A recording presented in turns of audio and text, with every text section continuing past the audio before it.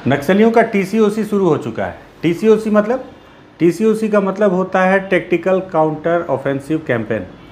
इस दौरान माओवादी जो है बड़ी घटनाओं को अंजाम देने की फिराक में रहते हैं। दरअसल होता यह है कि टीसीओसी उस दौरान किया जाता है जब गर्मियों का समय होता है और जंगल के इलाके में पतझड़ का मौसम आता है। इस दौरान दूर तक देखने की क्षमता बढ़ जाती है। ऐसे में जब जवान सर्चिंग पर निकलते हैं तो उन पर एम्बुश लगाकर अटैक करना माओवादियों के लिए काफ़ी आसान हो जाता है। यह भी माना जाता है कि माओवादी अपने नए लड़ाकों को इसी दौरान उनकी दक्षता जांच करते हैं और देखते हैं कि वो किस तरह से, उन्हें दिखाते भी हैं कि किस तरह से अटैक किया जाता है या किस तरह से अटैक करना है।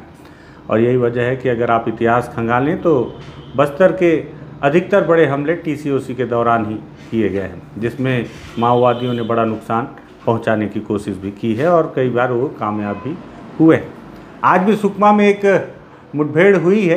मुठभेड़ में हमारे कुछ जवान घायल हुए हैं और क्या है उसकी पूरी दास्तान, क्या है कहानी, पुलिस का क्या कहना है, कहाँ पे पुलिस के लिए चुनौतियाँ बड़ी होती जा रही हैं, इस पर बातचीत करते हैं। नमस्कार, मैं विकास तिवारी हूँ और आप बस्तर टॉकीज़ देख रहे हैं। दरअसल सुकमा ज़िले में लगातार अब सुकमा ज़िले के साथ साथ बस्तर के अंदरूनी सभी इलाकों की यदि बात की जाए, फिलहाल आज मौका सुकमा का है तो सुकमा ज़िले की बात करते हैं। तो सुकमा ज़िले में अब पुलिस लगातार अंदरूनी इलाकों में कैंप इस्टेब्लिश कर रही है।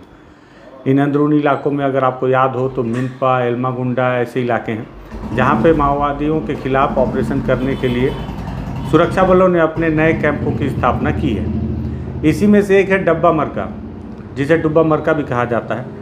डुब्बा मरका वो इलाका है जो कि किस्टारम के क्षेत्र से पड़ता है और अगर आप नक्शे में देख रहे हैं तो ये वो इलाका है जिसमें एक और तो सुकमा से दोरनापाल की जो सड़क है जो कोंटा से होती हुई जाती है, जिसके ठीक दूसरी ओर उड़ीसा की सीमा है।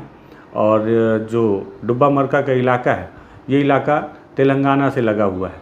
अगर आप तस्वीरों को गौर से देखें तो आप देखेंगे कि इस इलाके में काफ़ी घने जंगल हैं और ये जो टेरेन है पूरी तरह से माओवादियों के लिए काफ़ी अनुकूल है।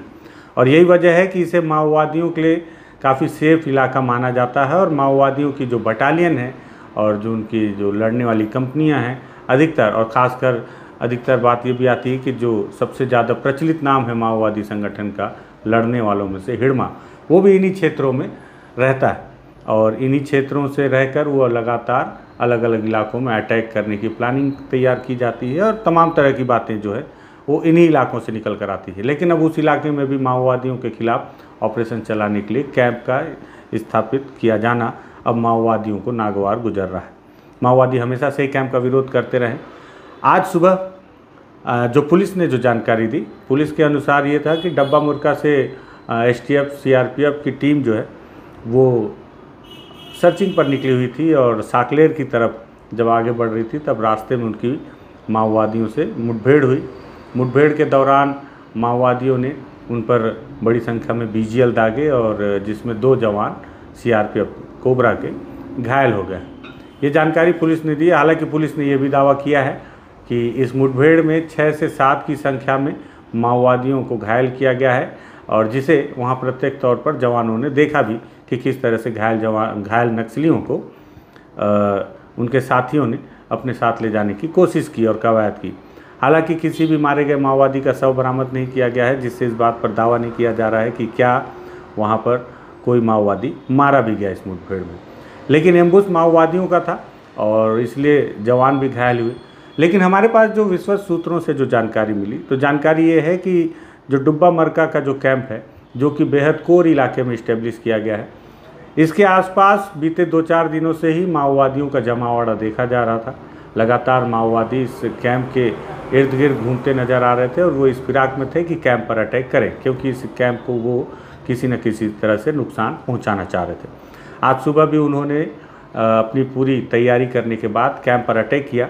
बताया जा रहा है कि 100 से अधिक बीजीएल दागे हैं माओवादियों ने और इस दौरान लगभग जो बीजीएल के फटने से जो उसके स्प्लिंटर्स होते हैं, जिसे आप बम का छर्रे के समान आप बहुत आसान भाषा में अगर समझें तो, उससे 2 जो कोबरा के जवान घायल हुए हैं जिनकी तस्वीरें आप इस वक्त देख रहे हैं और साथ ही साथ जिसका जिक्र पुलिस ने अपने प्रेस नोट में किया है वो, इसके साथ ही 4 और भी जवान हैं जिन्हें ये बम के छर्रे या बीजीएल के स्प्लिंटर्स लगे हैं। हालांकि बहुत मामूली और सामान्य चोट है, जिस वजह से उन्हें कहीं बाहर नहीं ले जाया गया, लेकिन जो 2 जवान हैं जिनके सर पर गंभीर चोटें आई हैं उन्हें बेहतर इलाज के लिए बाहर पहुंचाया गया है।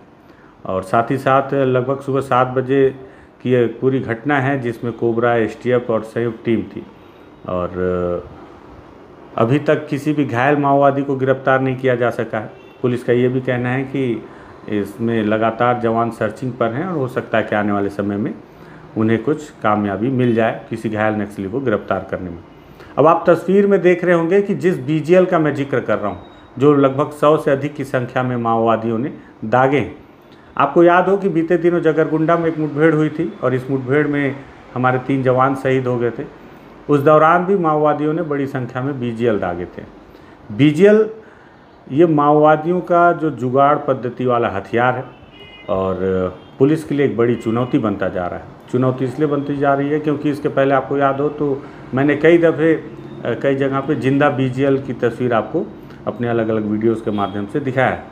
ये बीजीएल अधिकतर ये होता है कि फटते कम है, जिससे इनके निर्माण में ये चूक हो सकती है या कोई फेलियर हो सकता है। लेकिन आजकल देखा जा रहा है कि ये बीजीएल बड़ी संख्या में बनाए जा रहे हैं, उसको माओवादियों के द्वारा लगातार उपयोग किया जा रहा है। हर अटैक में माओवादी बड़ी संख्या में इसका उपयोग करके जवानों पर दागते हैं, जिसमें अधिकतर बीजीएल नष्ट हो जाते हैं और कुछ जो है ब्लास्ट नहीं हो पाते। अगर ये बीजीएल ब्लास्ट हो जाएं तो जवानों को और भी भारी नुकसान उठाना पड़ जाए। अब आप सोचिए 100 बीजीएल दागें, 100 के 100 बीजीएल अगर ब्लास्ट हो जाते तो कितना बड़ा नुकसान जवानों को उठाना पड़ता। दरअसल इसे अमोनियम नाइट्रेट और PETN जैसे विस्फोटकों का इस्तेमाल करके बनाया जाता है। सबसे खास बात आपको बताऊं तो ये बीजीएल के जो धातु ये सब जुगाड़ पद्धति से बनाए जाते हैं माओवादियों के द्वारा और इसे जंगलों में ही तैयार किया जाता है। इसके लॉन्चर की तस्वीर भी अगर आप देख रहे हो तो ये लॉन्चर भी भरमार की तरह ही माओवादी अपने हाथ से ही जंगलों के भीतर तैयार कर लेते हैं। बताया जाता है कि 150 से लेकर 300 मीटर तक की इसका रेंज है। 300 मीटर तक मतलब इस बीजीएल को दाग के आप माओवादी सही निशाने पे अपने इस जो बैरल का जो बीजीएल का जो सेल है जो ब्लास्ट होता है उसे फेंक सकते हैं, जिससे अगर कैंप के अंदर अगर ये बीजीएल ब्लास्ट हो तो कैंप को बहुत बड़ा नुकसान पहुंचाया जा सकता है। दरअसल ये देसी रॉकेट लॉन्चर है माओवादियों का।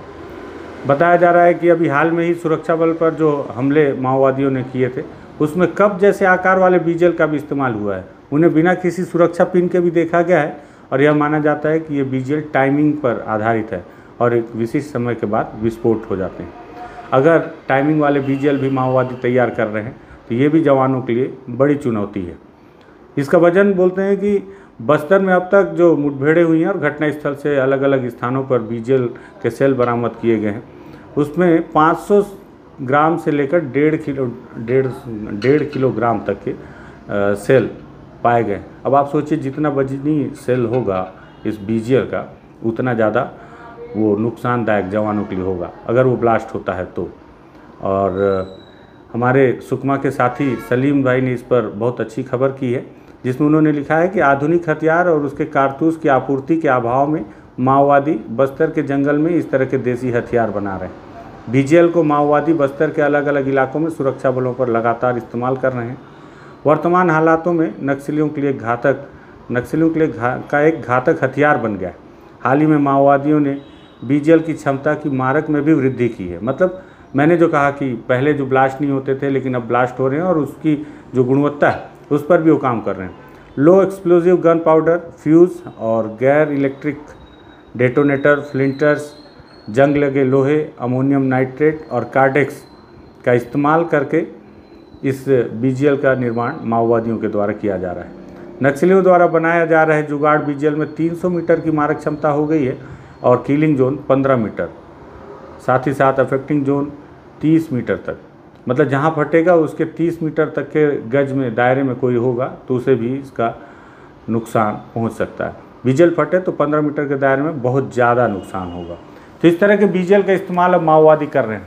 TCOC का समय है और TCOC के समय माओवादी हमेशा से ही बड़े नुकसान या पहुँचाने के लिए कयास में रहते हैं, कोशिश में रहते हैं कि जवानों को बड़ा नुकसान पहुँचाया जाए। आज की हुई इस मुठभेड़ में अगर हमारे सूत्र बिल्कुल सही हैं, हालांकि पुलिस अभी तक इस पर कोई भी बयान जारी नहीं कर रही है कि कैंप पर वाकई अटैक हुआ है कि नहीं हुआ है। हमारे भी कुछ सोर्स होते हैं जिस आधार पर कुछ जानकारियाँ निकल कर सामने आती हैं। अगर माओवादी 100 से ज़्यादा बीजीएल कैंप में अटैक कर रहे हैं और टीसीओसी का समय है, छत्तीसगढ़ में चुनाव का भी समय है, तो ऐसे में जवानों के लिए बड़ी चुनौती साबित हो सकती है, क्योंकि जवान अब माओवादियों के उस कोर इलाके में घुस रहे हैं जो उनका सबसे सेफ ठिकाना हुआ करता है, और साथ ही साथ जहां घुसने पर जहां उनकी बड़ी कंपनी और बटालियन को भी नुकसान पहुंचाया जा सकता है जवानों के द्वारा। तो माओवादियों को लगता है कि अगर उस इलाके में भी फोर्स घुस गई है तो निश्चित ही तौर पर उनके लिए बड़ा नुकसान है, और यही वजह है कि वो बड़ी मात्रा में पलटवार करने की तैयारी कर रहे हैं।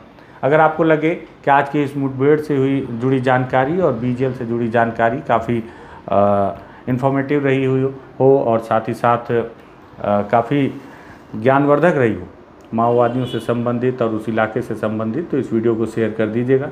बस्तर टॉकीज़ को सब्सक्राइब कर दीजिएगा। धन्यवाद।